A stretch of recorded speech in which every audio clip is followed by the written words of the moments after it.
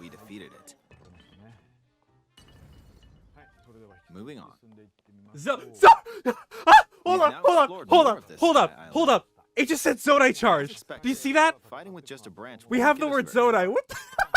Also, this branch is almost Did you guys broken. see that? On the So right, here's it's called a another one ZONAI of Link's CHARge. new abilities. If we use this branch and the rock over here. Earlier this week, we got a first look at the gameplay for Zelda Tears of the Kingdom in a 13-ish minute presentation by the man himself, Eiji Aonuma. Most of this time was focused on the Sky Island portion of the game, however we also got to see a glimpse of Hyrule's surface. And, as tempting as it was to immediately get to work with an analysis video, I first wanted to make sure I secured one of those Tears of the Kingdom Nintendo Switch consoles. Fast forward 24 hours, and now that I actually have one pre-ordered, it's time to fully break down this gameplay showcase. Usually I analyze these sort of things shot by shot, but since this was a gameplay showcase, instead I decided to categorize everything for the sake of simplicity. And what better place to start than Link's new abilities?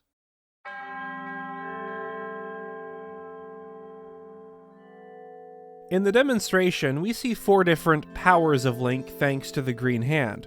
These include Recall, Fuse, Ultrahand, and Ascend, each with their own unique symbol. The first one, Recall, allows the player to reverse time on an object. We got a glimpse of this ability as early as the 2021 teaser, but more recently there was this shot of Link using time reversal on a rock, allowing him to reach the sky portion of Hyrule.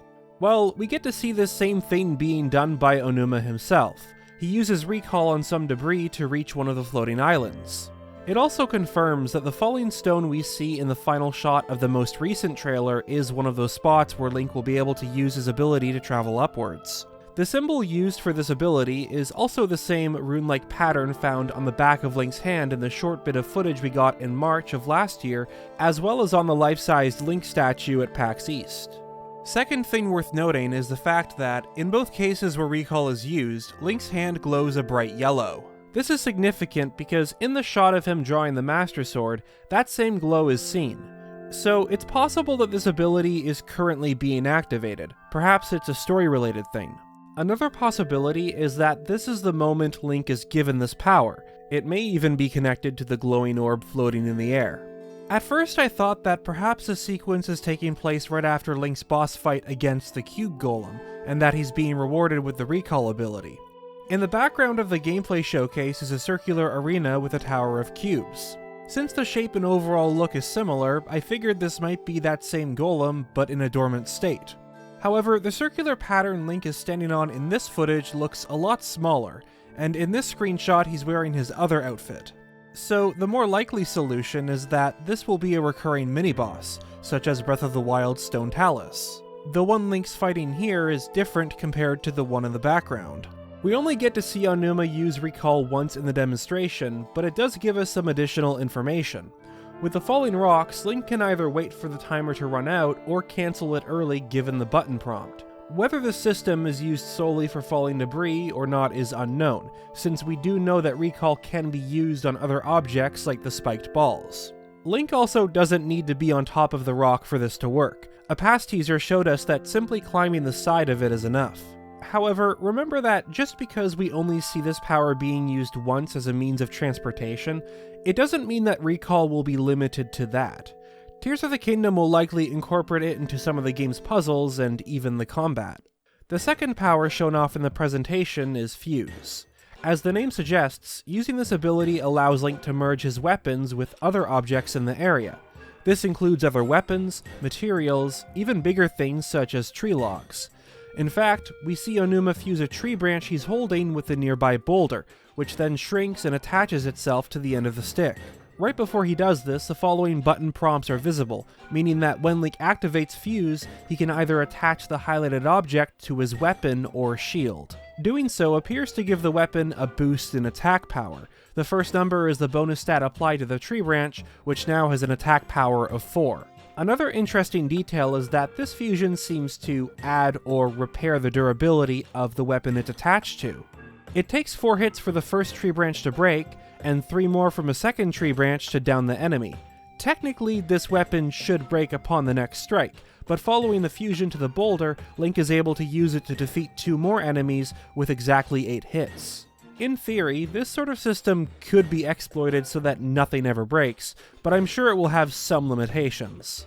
It's also possible that Link's inventory will be more limited in Tears of the Kingdom when it comes to weapons, since a big part of the Zelda game is fusing your current stuff with whatever is available in the area. At the very least, there might be specific weapon attachments that Link can only carry around if they're currently fused. On the topic of weapons, we see 2 new ones dropped by the defeated enemies, a wooden stick and lawn stick, the latter later combined with a farmer's pitchfork. Again, we can see a stat boost of 4 to the weapon's power, but what's really neat is the fact that different weapon types appear to have different properties. For example, this lawn stick and pitchfork make Link's attack range significantly bigger. However, this ability isn't exclusively for weapons and shields. Fuse also allows Link to combine his arrows with materials. All the player has to do is press up on the left Joy-Con while drawing the bow, and select what he wants to fuse from the pop-up menu. Aonuma doesn't spend much time here, but I made this simple graphic showing everything that you can see. The item on the far left is mostly cut off, but we can safely assume it's a Stamella shroom, especially since we see some growing on the Sky Island. The materials that follow include a Hylian shroom, another new type of mushroom with spots all over it, a Hyrule herb, some sort of leek, which Twitter user Michael believes is a stam bulb, another new material called a Korok frond, raw meat, amber but with a new much sharper look, white choo-choo jelly, a Keese eyeball and wing, a soldier construct horn dropped by the construct enemies, and to the right of it, what's likely a higher tier version of that item. We'll talk about that a bit later. Lastly, we have another unnamed item and what may be a Bokoblin Fang. Again, it's cut off, so we don't know for sure, but the end of it does match up. Aonuma first attaches the Korok frond to his arrow, and while he doesn't fire it, we see that his bow gets a +1 in attack power. However, I do have a few ideas as to how this combination would work. In Breath of the Wild, Korok leaves could be used to blow enemies away with a gust of wind, so it's possible that this arrow will have a similar effect. Second is that this leaf may either act as a sort of shield, protecting Link from oncoming attacks, or make him harder to detect since he's sort of concealed by it. However, Aonuma does fire an arrow with white choo-choo jelly attached to it, which then freezes the target. It was really cool to see this since it's something I very briefly brought up in my crafting video.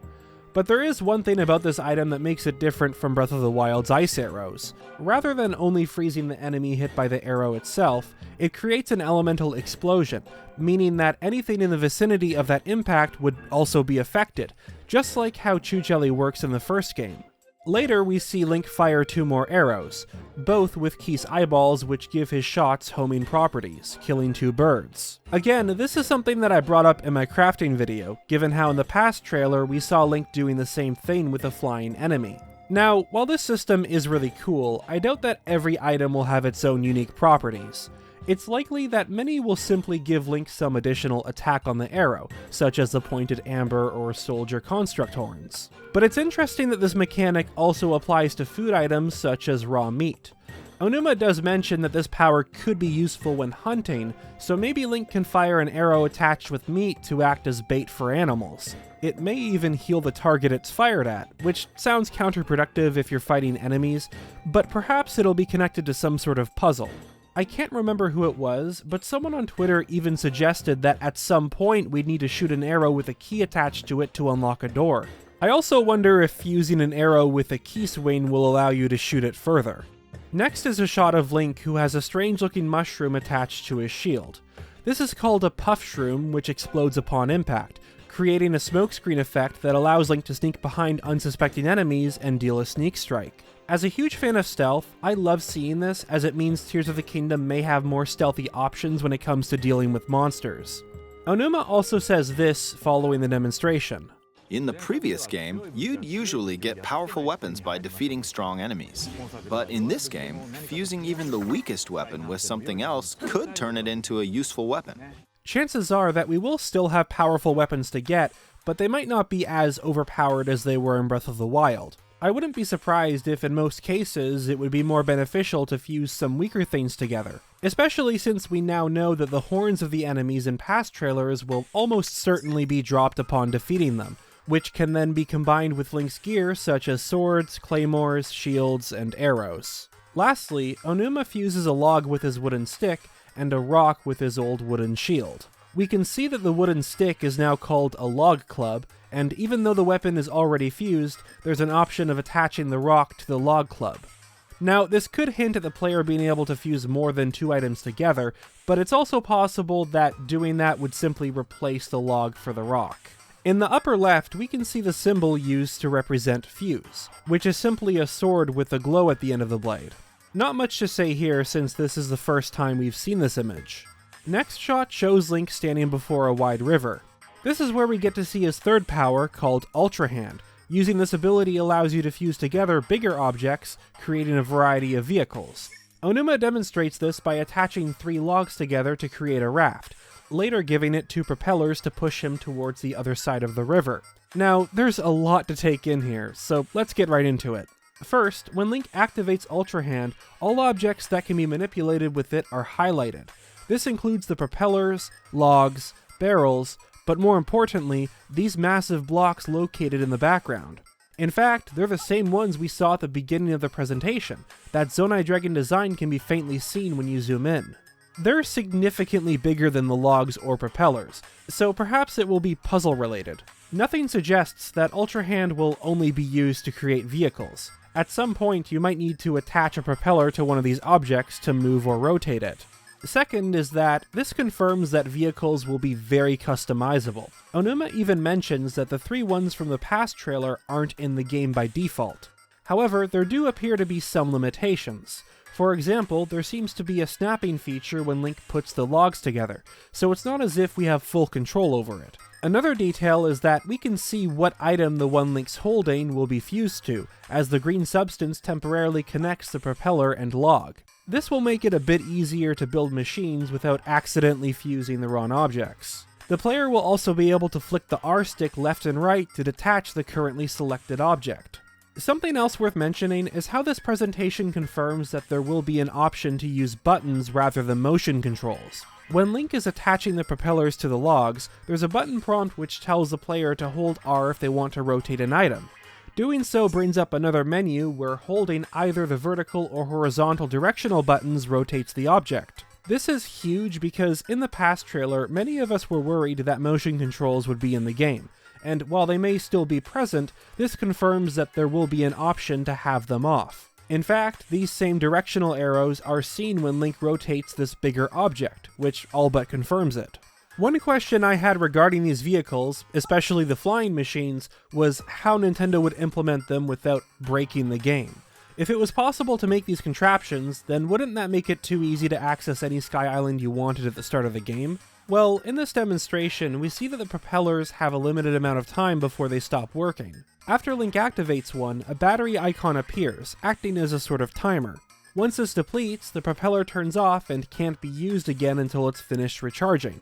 So, this was likely done to prevent people from using these vehicles to access areas meant to be explored later in the game.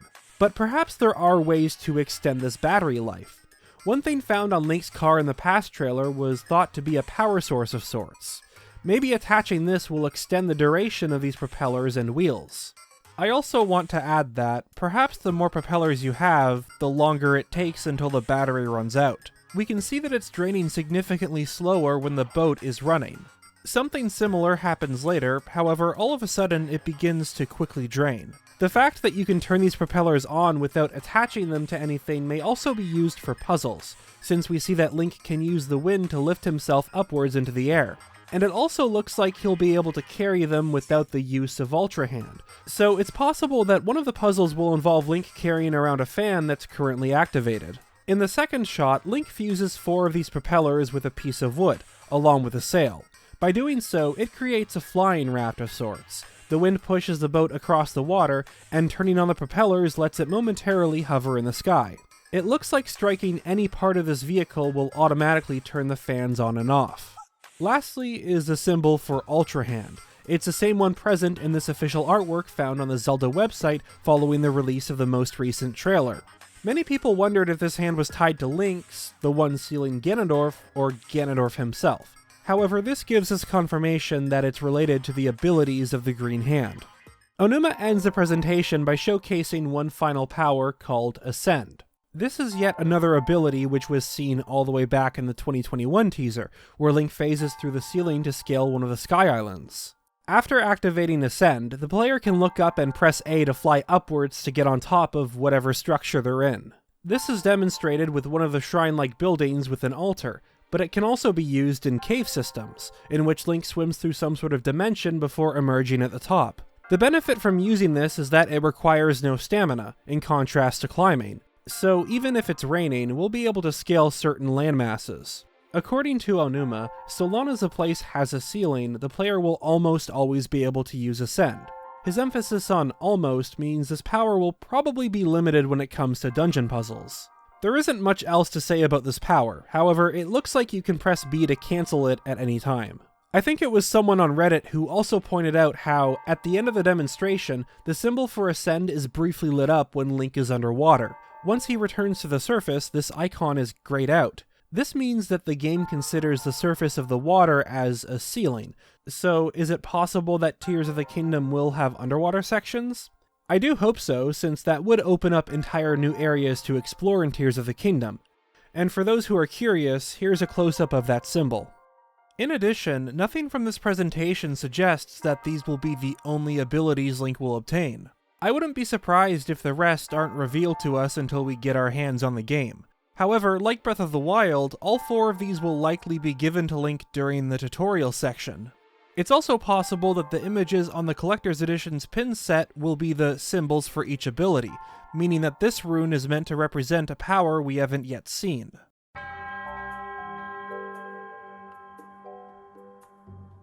In this demonstration, we see numerous NPCs and enemies, some familiar, others entirely new to Tears of the Kingdom.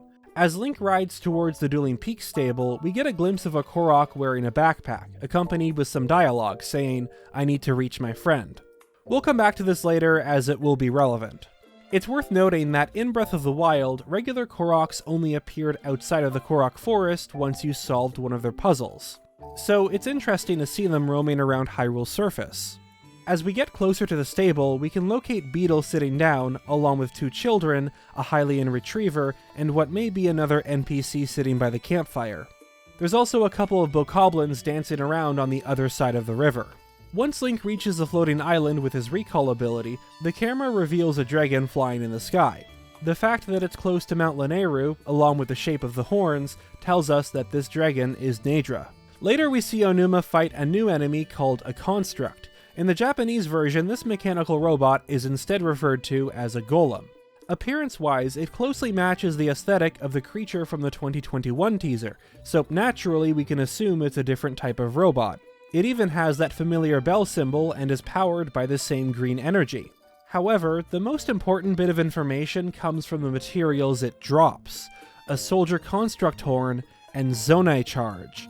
This is a huge deal because up until now, the only time the word Zonai has been mentioned is from the name Zonai Ruins, a location found within Faron surrounding the Spring of Courage. We've seen many cases of this tribe obviously having some sort of influence in Tears of the Kingdom, such as the dragon imagery plastered all over the Sky Ruins, and even the logo itself. But this is the first time where the word Zonai is used in Tears of the Kingdom. Plus, since it comes from a material drop, it tells us that the Zonai are likely the ones who built these robots. And if they're being powered by that same green energy found on the hand sealing Ganondorf, it means that they in fact may be connected to this hand. But why exactly are these robots attacking Link? Shouldn't they be friendly? Well, it's possible that they're simply programmed to protect the Sky Island from intruders. It's true that Ganondorf may have corrupted them similar to the Sheikah Guardians, however, no puff of malice appears once one of them is defeated. The fact that their name is Soldier Construct also reinforces this idea. Another thing unique about this robot is its red cone of vision. This might seem insignificant, but in my analysis of the previous trailer, I noticed how there was a red beam of light in the lower left of the shot. I suggested that it could be some sort of enemy scout standing on the floating block, and at this point I'm 100% convinced that this is one of those Construct enemies. I also believe that the platform it's standing on is the same one Link glides to in the presentation. Something else rather interesting is that, in the shot with Link on Hyrule's surface, at least 3 of these constructs are visible. Even if the YouTube compression makes it hard to see, there's that familiar red light. So these creatures aren't solely found on the floating islands.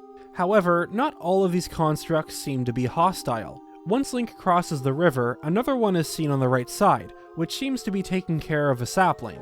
Link gets close enough for its name to pop up, a ranger construct. In fact, there's the option to talk to it, proving that this is an NPC. In a way, these creatures are very similar to Skyward Sword's ancient robots found within Lanayru. There's also this very faint glimpse of another one on the opposite side of the river where Link constructs the boat, and a third one can later be found in this cave. These robots share much more similarity with the one from the 2021 trailer. Something I noticed is that the peaceful ones are the only type with those egg/lotus/pinecone objects. So perhaps this is what differentiates the hostile robots from the non-aggressive ones. Both also have an encampment of sorts close by, each with their own campfire. The day after this presentation, some official art of the constructs was posted on Twitter. However, it appears to be a new variation of this robot. Look at how its horns are the same ones seen on the materials menu. This is why I said that this was the higher tier item in comparison to the soldier construct horn. This enemy also has a flamethrower-like weapon, giving us confirmation that the one used by Link in the past trailer was likely obtained after defeating this robot and was then fused to Link's shield. The bow it's holding also looks like the one Aonuma has equipped to Link during the showcase, so he might have gotten it from one of these constructs. Moving on, in the shot where Link is firing arrows at the birds, another dragon is visible. However, when we compare this to the previous one, it's actually a different dragon. This one bears similarity to the one present on the screenshot of Link skydiving downwards, and that's because it's the same dragon. If you look at the screenshot, that building is also present in the demonstration, so this is a top-down view of the Sky Island shown off by Aonuma. And it means that this is in fact a new 4th dragon. The last enemies we get to see are when Link returns to the surface. It's one of those bokoblins carried by a flying enemy we saw in the most recent trailer. So, with that out of the way, it's time for the Overworld analysis.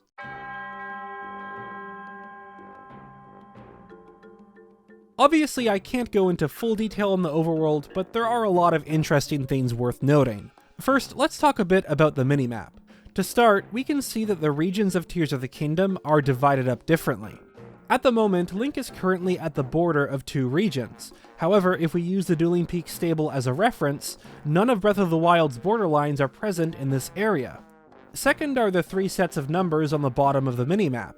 They seem to be X, Y, and Z coordinates, the last representing the height value. It barely moves when Link is riding along the surface, however this number greatly increases as Link ascends to the Sky Islands. It's also possible that this value will be able to reach a negative number, assuming that there will be underground exploration. However, the inclusion of the coordinates on the bottom of the map do sort of feel out of place. I wonder if this will really be in the final game. The only reason to have something like this is if there were a quest that gave you a set of coordinates so that you could use it to find treasure or other secrets. One of the first things we see is that not a ton has changed with Hyrule's surface. I'm hoping that this is Nintendo purposely holding back information, but for now, let's talk about what we do see. First is that, while structures such as Ashika Towers and shrines have been removed, the same stables can be found in the same locations as Breath of the Wild. First is the Dueling Peak stable, however another one is shown later as Link skydives to the surface. So it's safe to assume that all stables have remained unchanged. A pillar of smoke is also seen from both locations, which did not happen in the first game. Next is this foundation with planks of wood leaning against the side. It's likely a house that's in the middle of construction. The fact that this wood sticks out compared to the rest suggests that it can be interacted with. Link can probably use it to make vehicles, and some have even suggested it will be used to rebuild settlements, though I'm not too sure. This sort of structure is present in other locations, including the spot Link dives into. In Breath of the Wild, the only thing here was a bokoblin camp. Numerous towers are also visible throughout the presentation, mostly at the beginning and end where he ascends to the floating islands and later is hit off. What's nice is that this gives us a general location of the island showcased in this gameplay. The river Link dives into is right beside Proxim Bridge, putting these Sky Islands somewhere above this area. In fact, Discord loser. Oh, I'm so sorry. In fact, Discord user Angelo went as far as to stitch the minimap of the Sky Islands together, giving us a much more detailed look. One of the first things you'll notice is the blue icon, which is very similar to Breath of the Wild's shrine icon. The only difference being a slight change in its appearance, and it closely resembles the rocks with the green spiraling energy coming from them. So, what if these icons are meant to represent these structures? Well, in this shot, we see Aonuma use his flying boat to travel across the river, and shortly before it cuts to the next shot, one of these icons appears on the minimap. If you take a look at the top right of this shot, there seems to be one of those structures. Not only does this suggest both are linked, but given how their icon is close in design to the Sheikah shrines, they probably will act as fast travel points. Perhaps they'll even be paired with mini-dungeons. Another icon present is this small hut. We know that these represent cave entrances, as one appears directly over Link as he enters the side of this mountain, but some also have a check mark on the upper right. Either this appears on caves Link has already found, or it means that these sections are quote-unquote completable. Maybe collecting all the chests rewards the player with a checkmark. Two other icons include one which in Breath of the Wild was used for general stores, and another resembling a battery. In the background of one of the shots, we see a building with a spherical top, and the positioning of it tells us that this is the store referenced on the minimap. Chances are we'll see more of these on other islands, and it may even suggest that we'll come across a floating settlement or two. I can only assume that the battery symbol has to do with the machines Link can build. Maybe he'll be able to get certain parts to extend the battery life of them, or parts which give additional functions to his creations. Something made clear by the gameplay as well as Aonuma himself is that the Sky Island he uses Recall to get to isn't the same one explored later on. We've already placed the ladder somewhere above Proxim Bridge. However, the falling debris which carries Link upward was found on the other side of the dueling peaks. There's a significant amount of distance between the two. In fact, you can very faintly see the outline of this floating island from the surface, which becomes much more visible once Link uses Recall on the stone. On the topic of Recall, don't you find it a bit odd that it's only shown off once at the beginning of the presentation? Well, I think there might be a specific reason for that. Remember that Nintendo is very picky with what they show off. Often they'll use editing and other tactics to limit the amount of information we get. Take this shot for example. After defeating this construct, Link is about to walk close to this new mushroom, and all of a sudden Aonuma makes a U-turn so as to not show us its name. I'm fairly certain that throughout the entirety of this presentation, Aonuma made use of two separate saves. The first is of the bit where he uses Recall on the boulder, and everything else involving the exploration of the Sky Islands is done on a second save file, one that's taking place at the very start of the game, because this Sky Island is meant to be the Breath of the Wild's equivalent of the Great Plateau. So let's go over all of the evidence which suggests that this is the start of the game. When it comes to Tears of the Kingdom's marketing, we've been fed little scraps of information at a time. And even when they do give us stuff, usually it's as vague as possible. But one location that's consistently been present in trailers and screenshots is this tall building.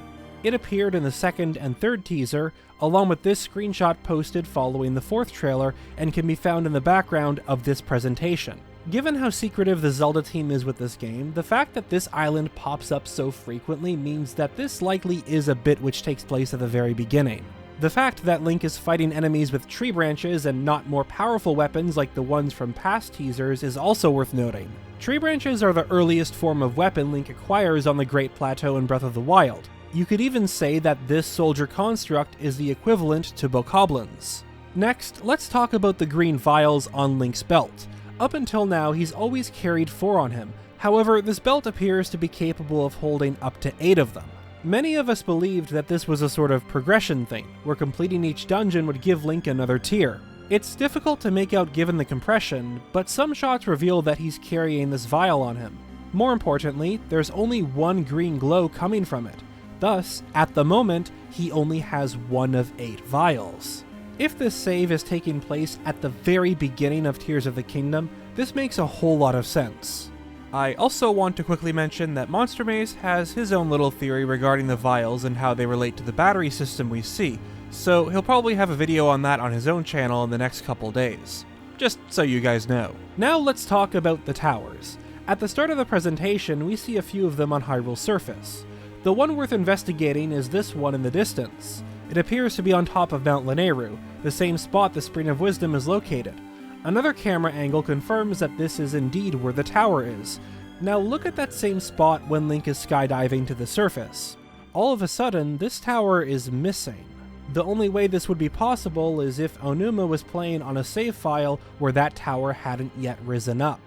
Or, you know, they somehow can go down again, because I mean, it's Tears of the Kingdom, we have no idea how these towers work. Now, consider this. The only towers we can see when skydiving downward are those in close proximity to the Sky Islands we currently are on. So it seems as if this general location is the starting point for Tears of the Kingdom. But if the towers are risen, and they're meant to be this game's version of Sheikah Towers, why isn't the map filled out? First off, we don't know if map data will be retrieved from climbing these towers. But, assuming that that is their purpose, perhaps our first task will be to somehow raise these towers from the ground, in which we can then climb them to obtain map data. We didn't have to worry about this in Breath of the Wild, since activating the Great Plateau Tower made all the other ones rise up. But remember that only some of the towers are present in the skydiving shot. Perhaps interacting with one of those odd patterns on the ground will raise close by towers or something. At this point, your guess is as good as mine. A couple nights ago, I was on a call with Monster Maze talking about the gameplay presentation, and there was something he brought up which I found interesting. All this time, we've assumed that the shrines without the green spiraling energy appear that way because they haven't yet been activated. But what if the reverse is true? Maybe the ones with the green spiraling energy are the ones that haven't been interacted with. From a gameplay perspective, it would make sense since this green energy would allow players to see these landmarks from a distance. Now let's take a look at the floating islands shown off in the gameplay presentation. If this is the start of the game, then Aonuma may have already activated them prior to the showcase, explaining why these look as if they're off. But what if they're actually on? If the shrine icons work the same way as they did in Breath of the Wild, it being entirely blue means that Link has already activated the structure. But there's more evidence supporting this. On the surface, we can see one of these shrines on the dueling peaks, and unlike the others, this one has spiraling green energy. If this means that Link has activated it, why is there no icon on the map? In Breath of the Wild, there are 3 types of shrine icons. All orange means it hasn't yet been activated and thus can't be teleported to. Orange and blue means a shrine's fast travel feature is enabled, however the puzzle itself hasn't been completed. And a fully blue icon is given to those that have both been activated, the puzzle inside also completed. In order for a shrine's icon to appear on Hyrule's map in Breath of the Wild, Link must get close enough to it. If the structure we see at the dueling peaks was activated, then assuming that Tears of the Kingdom follows the same rules, there should be an icon on the map. All this to say that it further suggests this portion with the floating island is our Great Plateau. However, one thing that's still confusing about this is Link's health. Usually he has 3 hearts at the start, however he remains at 4 throughout the presentation. It's possible that he starts with 4 rather than 3, but Aonuma could have also simply not picked up a heart container. Okay, now that we've gotten that whole explanation out of the way, let's return to the skydiving sequence. It gives us a good look at Hyrule's surface. Once again, Korok Forest and the Deku Tree appear to be missing. This has been observed from multiple teasers, and it also means that the friend our Korok is looking for may be related to this. Perhaps the Korok Forest is now a sky island, or somewhere underground, or the Deku Tree was killed by Ganondorf. Next are these 2 spots of the surface. Some people wondered if they were holes surrounded by malice, and while it's hard to make out, the center of this mass looks kind of like it has that atmospheric perspective effect, where objects much farther away have a different color. When compared to the ground and what might be malice, the color in the middle is rather different, so it might just be a huge hole. Actually, this is not in the script, but I just realized something. It's also possible that these holes are where those pillars of malice emerge, because in some of the trailers, we occasionally see those malice strands go upwards. So, because the hole is surrounded by malice, maybe the pillars are connected to that hole. You never know. I tried getting a similar angle with Link in Breath of the Wild, and nothing resembling this is visible on the ground. Next is a topic I touched on in the last trailer, and at the time it was a pretty big deal.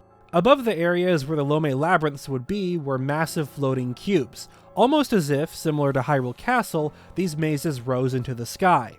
But while scrubbing through the footage, I noticed this dark shadow to the left of the castle's roof. It's at the very back and has smooth edges. I'm almost 100% certain this is the Hebra maze. And we can't forget the fact that it's also seen in the background of this shot taken from the recent trailer close to Typhlo Ruins. At the time I figured that perhaps the mazes hadn't yet risen, but what if the reality is that these labyrinths never rose to begin with? The placement of these floating cubes still suggests they are somehow related to the Lome labyrinths, however it seems clear that they are entirely new structures. The only explanation is that this is a shadow cast by the Hebra maze, but I don't think you would see it with this current angle. Plus, there's no way the game would render a shadow so far away. As Link falls, we get a pretty close shot of one of those patterns reminiscent of Nazca lines. So I went back and looked at some older trailers.